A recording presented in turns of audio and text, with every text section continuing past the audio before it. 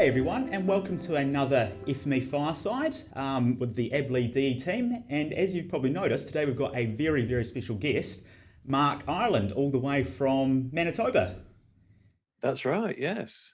I think the weather here is a lot different to what you've got right now, but Yes, I think we're in for a high of 27 degrees or 29 degrees Celsius. I'm not sure what that is in Fahrenheit, but neither am I. But yeah, we've got snow. It's snowing outside, so it's pretty much normal here. a very, very different kind of day. So yeah, we've got myself, Hamish, Todd, Chris, and obviously Mark.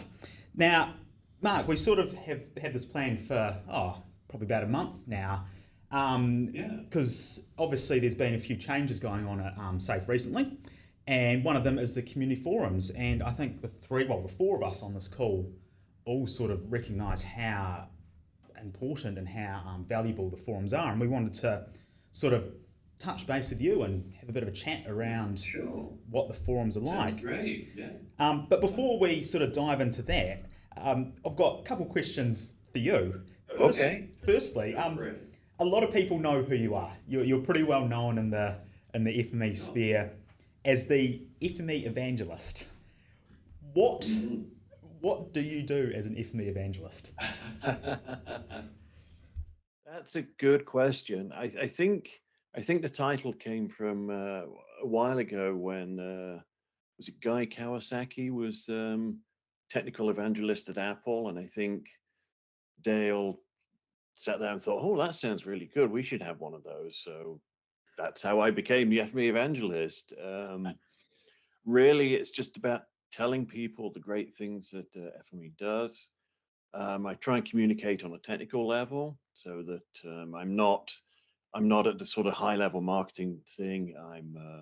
Because people sometimes they hear about FME and what's new, and they know the big things that are new, but sometimes we really want to know what the smaller things are, especially if you're using the product. And I use it a lot all the time, and so I want to know: has this bug been fixed? Is this little enhancement we've got?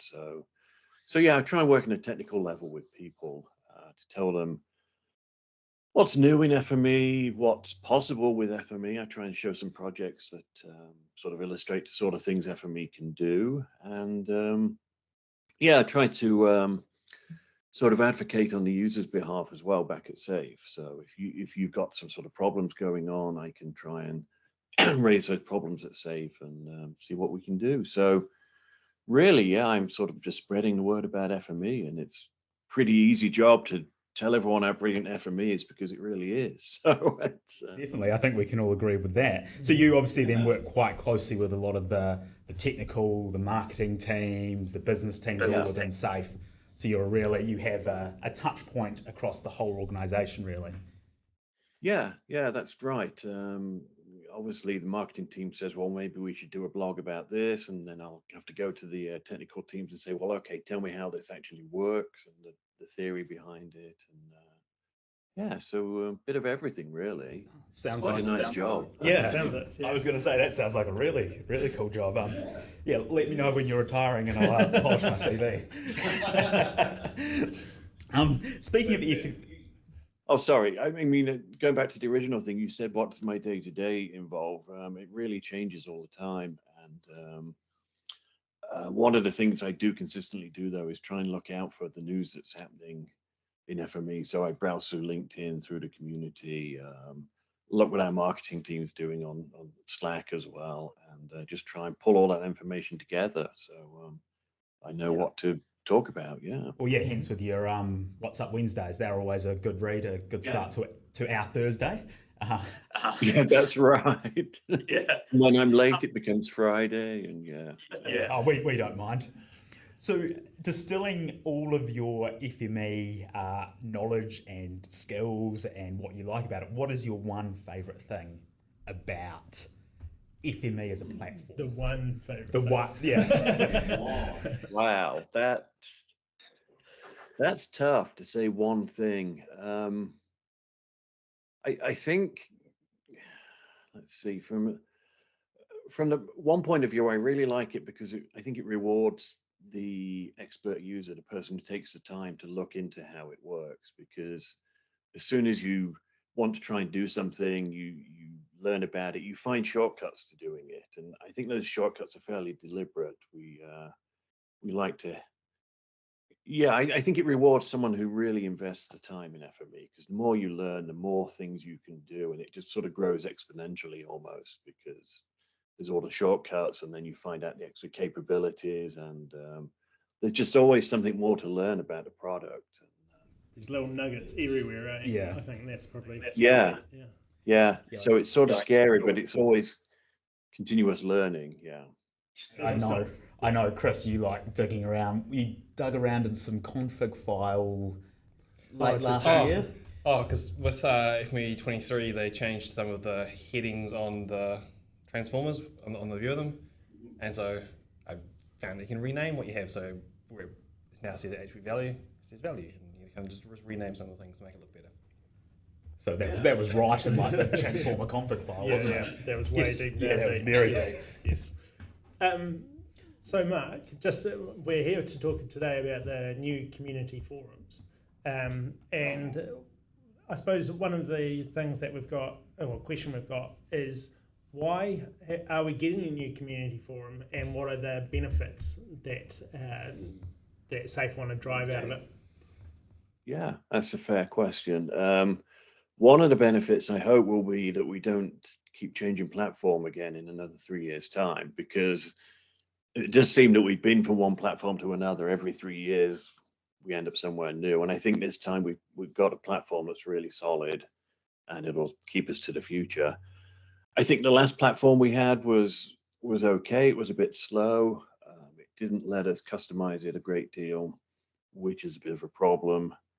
I mean, especially for me, I'm trying to sort of run the community and make things available to you. And if I need to call in a programmer or something to make a little change in the background, it's not the best. So this new platform's a lot more flexible in terms of what I can do with it. And the more things I can do with it, the more things we can let you do with it as well. Overall, I think it's sort of shinier and sleeker. The text editing box is way better, I think. Yeah, that's probably my favourite thing of the new platform. I mean, it just is, and you can just sort of copy and embed things in there, and it's just so much easier to use. So that really is a huge thing, I think, for us and for the users, I hope. Also, there's extra things on there like events. We can put all of our events into there now, and hopefully partners will be able to do that before too long as well. So you can sort of go and see what's going on in the community worldwide, sign up for webinars, that sort of thing, without having to sort of flip between websites. Product updates, that's a new. Good. You're sort of being able to consolidate a lot of separate components into one platform now with this new implementation. Yeah, that's right. I mean, you saw the SAFE website got an update, well, probably about a year ago now, and a lot of it became a lot more business-like. Like, these are the business cases for FME. This is what SAFE software is about, and the technical sort of things have got pushed to one side. And I think it's all coming together now in the community. So that's going to be a big landing spot now for lots of technical stuff. Yeah. Well, one thing I do sort of like is that the points have been reset, so I now have a chance to catch up to David. In fact, everyone now has a chance to catch up to David. Yes, that was the one thing that we couldn't bring across. We brought some badges across. We brought some like your counts of your questions, but yeah. And I think I would have reset it anyway, just to be fair. Yeah, he had a pretty substantial lead over everyone else, didn't he? Yeah, Probably he did. won't develop that lead again, though. No, exactly. Although I've noticed Daniello has been taken off in the last couple of days, and he's pushing up there, pushing a lead. So that's cool. And so are you, I think, Hamish. You're up there as well. I think I checked this morning. I think I'm sitting at 7, which is what I was at the old forums as well. So I'm happy with that at the moment. It was up there on the number of likes in the past week. Yes, yeah, and then there's a separate scoreboard which uses.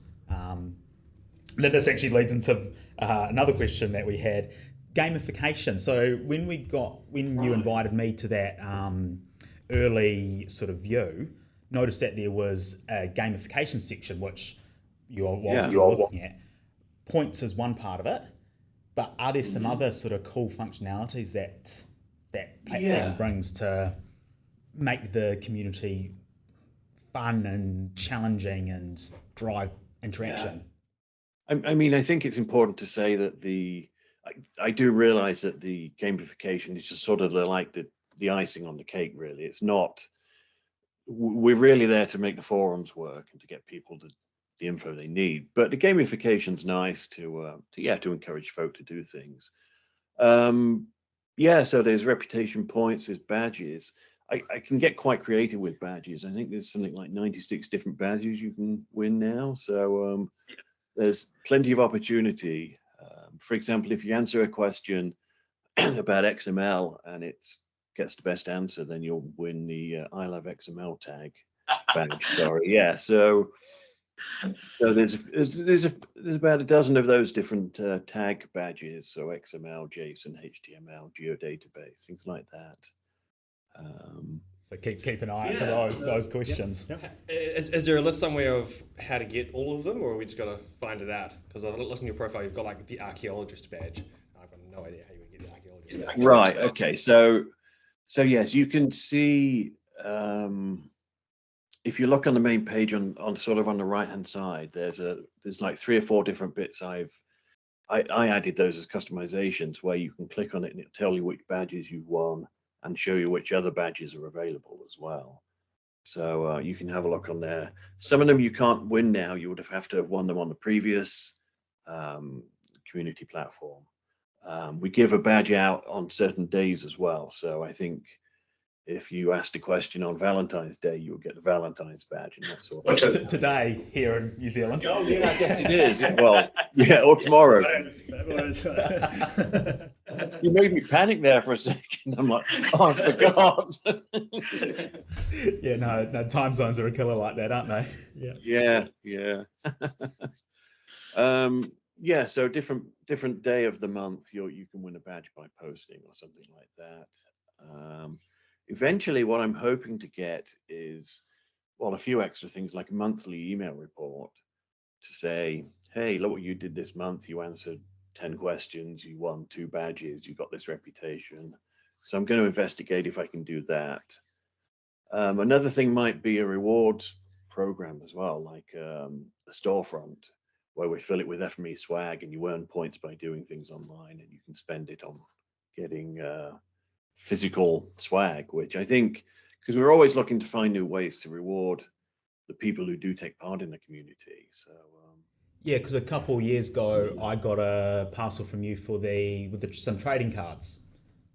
yes, yeah, and yeah, I like to send out little things to people who really do take part in the community, and we've done a sort of user recognition day a couple of times and sent things out.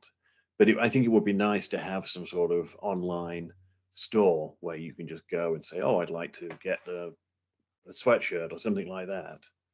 Yeah. Anything to drive sort of participation. And I think that's, I think about being in Bonn, and I had a chat with quite a few people who had actually only ever spoken to on the forums, and it was really nice to be able to put a face and a name, to the username. So that was really fantastic. cool. And that's one of the things I say when we get new people starting in the support team. I give them a little talk about the community, and I always say, get your name out there, get your picture in your profile so people know who you are, and then when you meet them, you've got a connection already. And I think that helps enormously. Definitely. I think the community is the right word, isn't it? Because it is, if you do go to a safe event across the world, you do run into lots of the people that you see in the community, and it is a good way of recognizing those people and knowing who they are and where they're from even before you've met them. And especially if they've helped answer a question that you've had. I mean, it's great. You can say, hey, thanks, let me buy you a beer or something like that. It's Well, I remember in Vancouver, we were just walking down the conference floor and Tashi walked past, and I didn't recognise Tashi because I'd never seen him in real life until I was like, oh, that's Tashi, and I was like, oh, and I had to turn around and like go say thanks to Tashi for some of the help he'd been giving me on the forum. So that was really cool, and he looked a little bit shell shocked and was like, oh. Probably thought he was about to get robbed or something. Maybe he didn't realise how popular he was. Yeah, he really is, yeah. And I think I got asked once for my autograph, which I thought was like, okay, that's whatever, I can do that. But yeah, it's nice to be recognized. And I think that's another reason that I try and get people onto the communities, because everyone, hey, we want to be recognized. We want to be say, hey, you're that person, you're great. So the more we can do that, the better. Yeah. And what are some of the new functions that the new community platform will bring? And so one of the ones I noted down is there was a talk about direct messaging and ability to direct message people. What does that allow for? That's going to be interesting. It was something I wanted in the new platform, but I'm not really sure how it's going to work, to be honest. I don't want it to be like a place for support. So there's no point in messaging me and saying, can you answer this question? Because I'm going to say, no, go to the forum and post it there. But I figure if you're working through a problem with someone on the forum, and then I say, well, can you give me the data? And they say, well, I don't want to publish it. Well, okay, well, send me a message, tell me where I can get it, or we can take this offline if it's into the messaging if you want to do that. So I'm part of the real valuable part to me is people asking those questions and there being a record, because if someone asks a question, then it's quite likely someone else is going to have that same question. And there have been a couple of cases where I've noticed a few relatively beginner level questions have been asked on the forums and they've been answered, but then the question asker has deleted their question, which has been a bit disappointing, because whilst they might be slightly embarrassed that the answer was so simple, it's actually a really valuable... It's building knowledge. It's building knowledge and helping people find that information in the future. I do like the idea of the direct messaging, though, from a perspective of exactly what you mentioned, Mark, because when I saw that, I was like, oh, so now I can actually have a conversation about stuff on a question where the person might not be so willing to publish something up, or you can go, well, I can help here. Not everyone's going to see it, but provide me just a little bit more. Well, there definitely are questions sometimes where it's like, they've included like a username and password, or you need to have something that's a bit more private that you don't really want to be posting on the forums, but that needs to be included in solving what they're working on. Yeah, and I mean, I think, you go. So I think I'm going to have a good relationship anyway. So maybe they'll be just messaging each other to say, hey, this is what I've done recently. What do you think? And again, it's all about communicating between people. And the more we can encourage that and facilitate that, I think the better the community is going to be. Yes. Definitely. And there's also, one of the ones I was thinking of is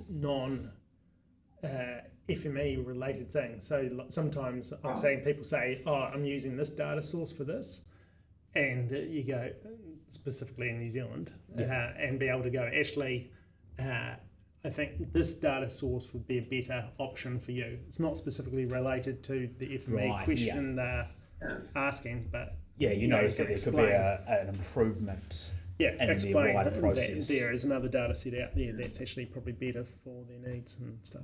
So, So I can see it's going to be useful, I hope.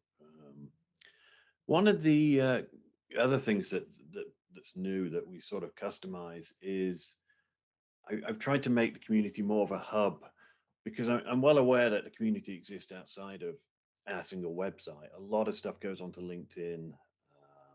There's things on Reddit. There's GIS, Stack Exchange. There's all sorts of places that FME content is to be found.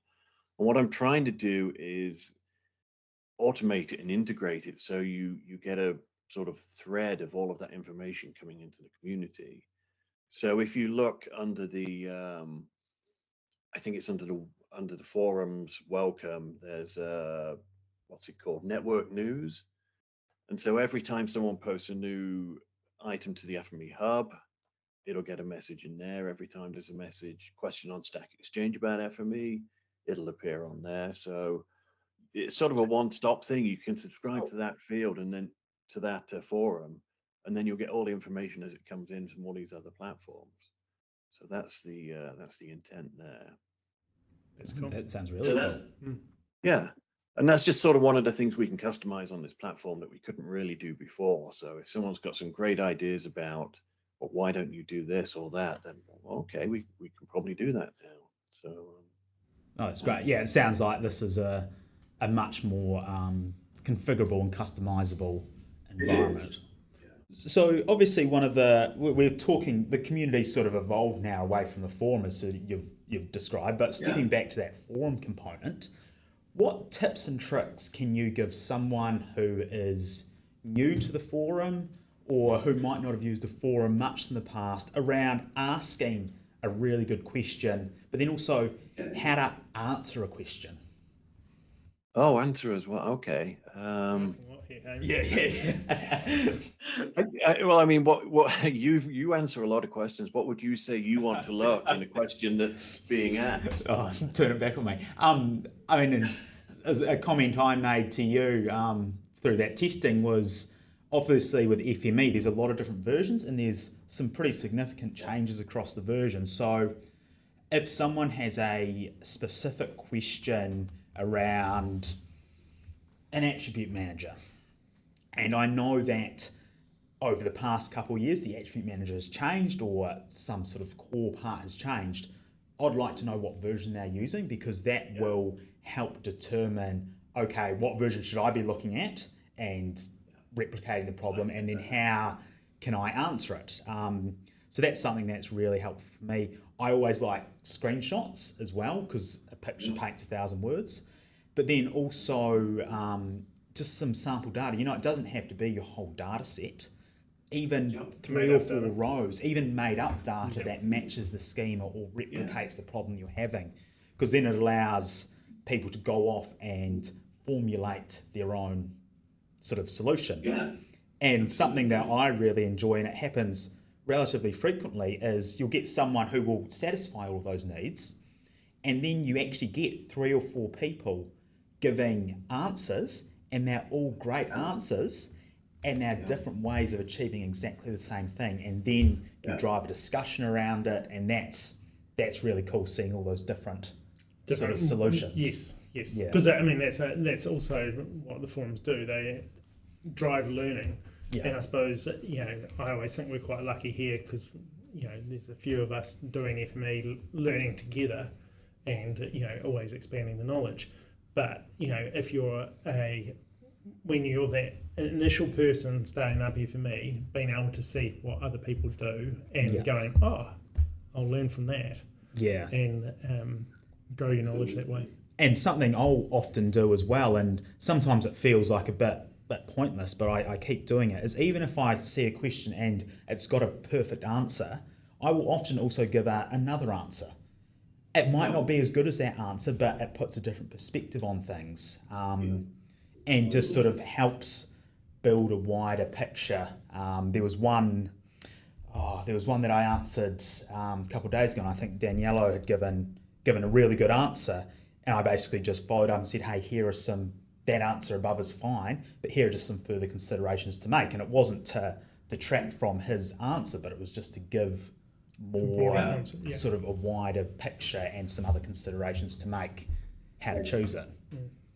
I think that's great, because I mean, I often answer questions and I know that I'm not perfect in what I say sometimes. And sometimes, especially when you're trying to design a workspace for someone, and you may use certain transformers and think, oh, that's the best way you can do it. And then somebody else says, well, just one transformer, you can put that there, and why wouldn't you do that? So sometimes it's even the most experienced FME user can get something wrong or not do something the best way. So it's, and learn.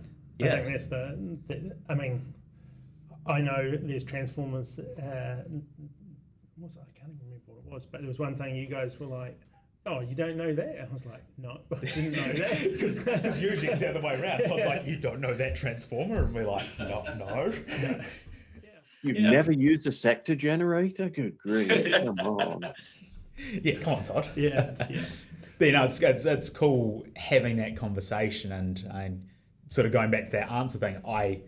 You guys have all heard me say it many times, but if you gave, say, the four of us the same problem and gave us FME as the tool to solve it, we would give you the same outcome, but the process to build it will be different. But Chris and my ones would be better. But they'll have their advantages and they'll have their disadvantages. And it just comes down to the way that you think and design and build your logic. And that's something really cool about FME. And one of the fun things we do sometimes is, I don't know if you've seen it, we play FME Golf, where you're given a task and you have to complete the task with the fewest number of transformers or the smallest file size or something like that. So Because Todd, you did the first FME Golf. Do you run that? Yeah, I won the first FME Golf. I don't know how many years ago that was, but it was a long time ago. That was that skirt you're talking about. Yeah. it's been a while since we've done it, yeah. But it's fun, especially when you're trying to get the smallest possible FMW file size. Because you're trying to rename all your attributes to A, B, C to cut down. And I think one of the hints was, or one of the tips was, move the X, Y position of all your 0, transformers 0. to 0, 0, Yeah. because 0, 0 is smaller than, it's the smallest number you can get. That was a fantastic one, and I don't know who came up with that idea, but that was brilliant. Yeah. And then I think there was another one. I think you've introduced the rule now where you can't just use a programming language, because people would have done the whole solution like TCL or Python or something, which of course made it very small. Still use a function call. Or Todd's go-to would be a function caller. But one of the things about answering questions, I think, and I know all of our users like you folks are answering questions on your own time, and it's fantastic. So whatever you can do to answer any questions is great. I'm obviously paid to do that. So I try and sort of build up a logic to the answer. So do you say, well, how do I do this? And I could say to someone, well, just open that dialogue, check that box there, click OK and run it, it'll be fine. But they've not learned anything by that. So sometimes I go back and try and sort of build the logic and say, well, look, this data works like that. It works like this in FME because we decided to do it this way. And you need a setting to change it. And this is the setting. This is where you find it.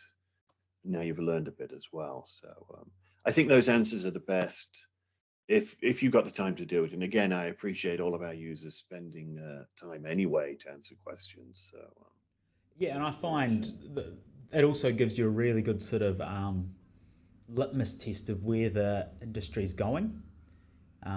So you sort of see trends and something that it's pretty, they're relatively low volume of questions, but it's pretty constant, is transformation into IFC, into industry foundation class for BIM and stuff. And I've done a little bit of that back 5 or 6 years ago, but haven't done anything since. But back then, I don't think there was much of it happening. So seeing that very slow growth, that very slow sort of increase in question volume means that it's growing. One of the things about the questions we get asked is that it's likely that nobody else is doing the same thing in the same way anywhere in the world. Like this person is using a combination of data and transformers that's totally unique, but we can still come together and help because, deep down, it's all sort of doing the same FME process that we understand. It's just different data. The questions where I can just put in a creator and kind of build something out from scratch and kind of solve the problem that way. Yeah, because people will ask there was one the other day around, I think it was, that you could basically replicate exactly like that. You could use 2 creators, one to create each type of geometry, and then I think it was a question to do with a clipper, and then you could just do that and answer their question without having to have any data specifics, and it was written it was a very well written question. I seem to recall that it was generic in the sense that you didn't need to know the specifics of the data, but the problem was really well described. So that was a nice question to answer. Yeah, creators are fantastic for doing things like that. And sometimes even if I've got a certain data set that I can put it in a creator, save the creator as a custom transformer, and then you've got it ready to place. Like if I wanted, like if I wanted the outline of New Zealand, for example, I could convert it into like FME XML, put it into a creator and save that as a custom transformer. And then anytime I want the outline of New Zealand, I can just type New Zealand and bring up that. Or you could also just save it as the default, or save it as a kind of a setting. Default value. As a default value for the transformer. I've got something similar for country names. For one of converting the short codes. Short code, or long names to short codes and all that sort of stuff. Yeah. And That's a really good idea. Yeah, I love coming up with little things like that. And again, that's why I say FME rewards a person who really looks into things, and because you can do weird things like that, and it really helps. Yeah.